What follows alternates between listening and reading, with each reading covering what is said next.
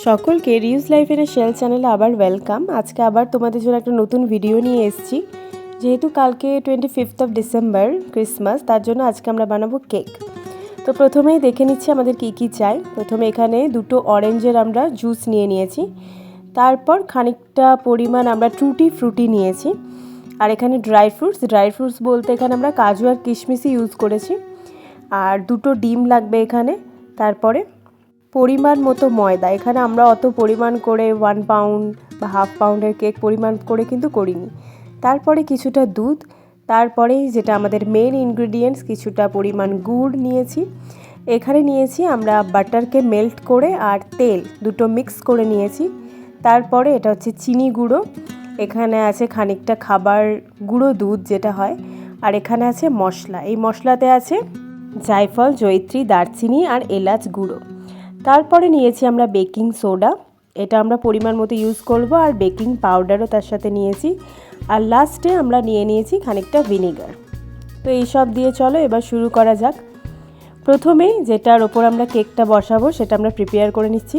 এখানে আমরা একটা স্টিলেরই বাটি নিয়েছি, তার ওপরে খানিকটা আমরা গুঁড়ো ময়দা দিয়ে দিয়েছি, একটা পেপার, আর তার সাথে আমরা একটু তেল আর বাটারের যে মিক্সটা ছিল সেটা আমরা ব্রাশ করে দিয়েছি। তো এটাকে করে আমরা সাইডে রেখে দেবো। তারপর আরেকটা আমি বাটি নেব, আর যে বলেছিলাম আগে অরেঞ্জ জুসটা যেটা ছিল সেটা প্রথমে ঢেলে নেব।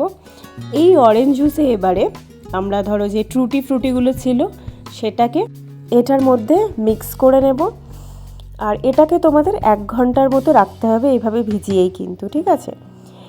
এরপর টুটি ফ্রুটিগুলো মিক্স করার পর আমাদের যে কাজু আর কিশমিশগুলো ছিল সেগুলো এটার মধ্যে ভালো করে মিক্স করে নেব। তারপর 1 ঘন্টা রেখে দেবো। তোমরা চাইলে মোরব্বাও অ্যাড করতে পারো, তো আমার মা বলছিল অ্যাড করে দিতে, এখন অ্যাড করলাম না, আমরা পরে এটাকে অ্যাড করে দেব। তারপরে আরেকটা অন্য পাত্রে আমরা আবার নিয়েছি আমাদের যেটা মেন ইনগ্রিডিয়েন্টস, একটু গুড়, একটু না অ্যাকচুয়ালি অনেকটা, এখানে গুড় আর চিনি দুটোই যেহেতু মিক্স হবে তোমরা একটু ব্যালেন্স করে দেখে নিও যে কতটা পরিমাণ কি দেবে। তো এই গুড়ের সাথে এরপরে আমরা অ্যাড করব ওই যে তেল আর বাটার, যেটা দুটো একসাথে মিক্স করে আমরা রেখেছিলাম, বাটারটাকে মেল্ট করে নিয়েছিলাম সেই দুটো। এবারে গুড় আর এই যে বাটারের মিশ্রণটা আর তেলের মিশ্রণটা আমরা ভালো করে মিক্স করে নেব।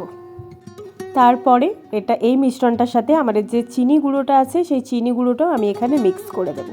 তো দেখো আমরা একের পর এক ইনগ্রেডিয়েন্টসগুলোকে মিক্স করছি, একসাথে দিয়ে কিন্তু করছি না।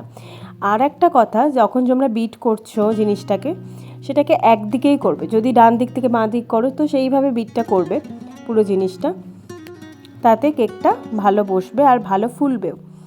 তো এটাকে আমরা 10 মিনিটের মধ্যে বেশ ভালোভাবে বিট করে নিয়েছি, আর ওই দিকে যে অরেঞ্জ জুসের মধ্যে আমাদের জিনিসগুলো ছিল সেটার মধ্যে আমরা মোরব্বাও অ্যাড করে দিলাম। তো প্রায় ধরো 45 মিনিটের মধ্যে ভিজেছিল, আর আমরা আরও 15 মিনিটস আগে আমরা মোরব্বাটা এখানে অ্যাড করলাম।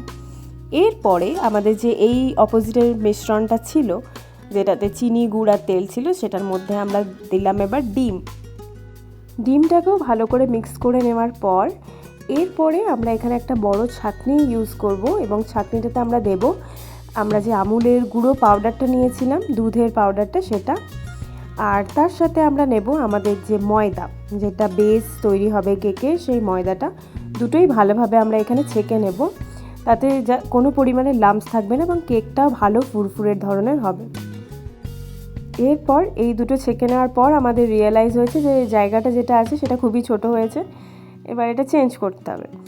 তো তার মধ্যেই আমাদের যে মশলাটা বানিয়ে রেখেছিলাম, যে জয়িত্রী, জায়ফল, এলাচ, তারপরে দারচিনি গুঁড়োটা ছিল সেটাও ছেঁকে নিয়ে আমরা এই মিশ্রণটার মধ্যে ভালোভাবে দিয়ে দিলাম। আর আজকে বলে রাখি, পুরো কেকের বানানোর ক্রেডিটটা আমার বোনের ওপর, ও কিন্তু খুবই ভালো বেক করে।